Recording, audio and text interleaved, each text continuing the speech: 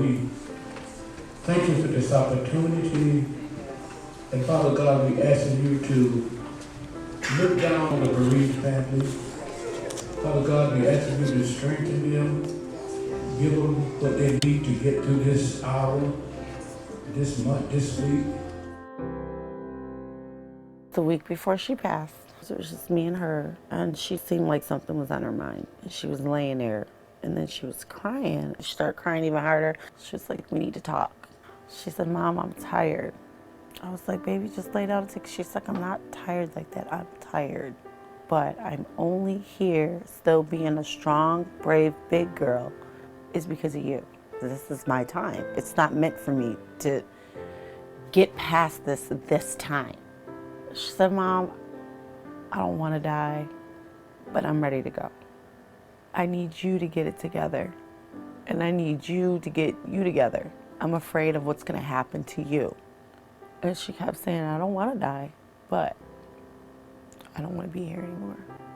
She's like, "But if you want me to stay and you want me to fight," she was like, "I will. I'll do it for you." And then she started crying again. She was like, "But I don't want to." Sierra's the one that held everything together for the family. She's the one that picks up all the pieces. It used to break her heart to see everybody else go through what they're going through, and she's going through hell herself. She was diagnosed with medulloblastoma. The first time was October 2006. It was a massive brain tumor, stage 4, on her cerebellum. They did brain surgery, left her paralyzed on the right side. They told us she wasn't going to walk for probably about a year or two. She was like, "Huh?" She rolled over, and she sat up. She said, "Huh? I know you're not talking about me, like I'm not sitting here in this room and I can't hear you. You talk to me because it's my body. I know what I'm going through. I might be little, but I get it." She was like, "And I'm telling you, I'm not going to be in no bed for no year." She said, "Give me a couple more weeks. I'll be walking around here telling y'all what to do." Sure enough, she was walking within 90 days. She was harder on herself than anybody was on her.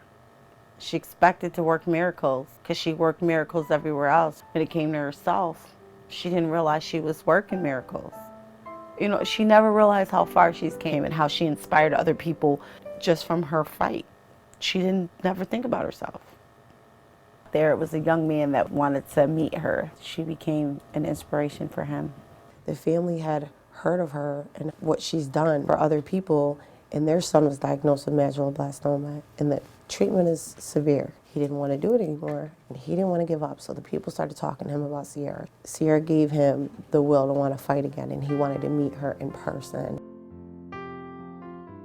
She was diagnosed again in 2008, we beat that, and then she was diagnosed again in May 27, 2010, and it was so severe that there was really no treatment.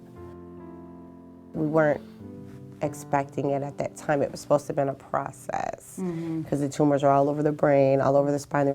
You know, they said it would take a process. Eventually, she'll have a hard time breathing on her own and paralyzed from the waist down. And, you know, I mean, she passed away in her sleep. Right. She was laughing and dancing and playing, making up rap songs that day. Like, Right. it was nothing. Right. She went to sleep and didn't wake up.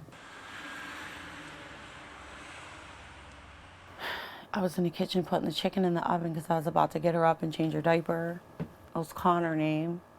She's not waking up. She's not responding to anything. So I called the doctor, and the doctor was like 2 minutes from my house.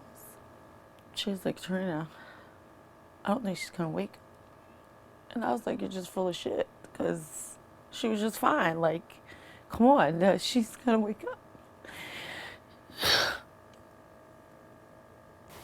So I started crying, screaming, and she was like, "Calm down," because she could still hear you.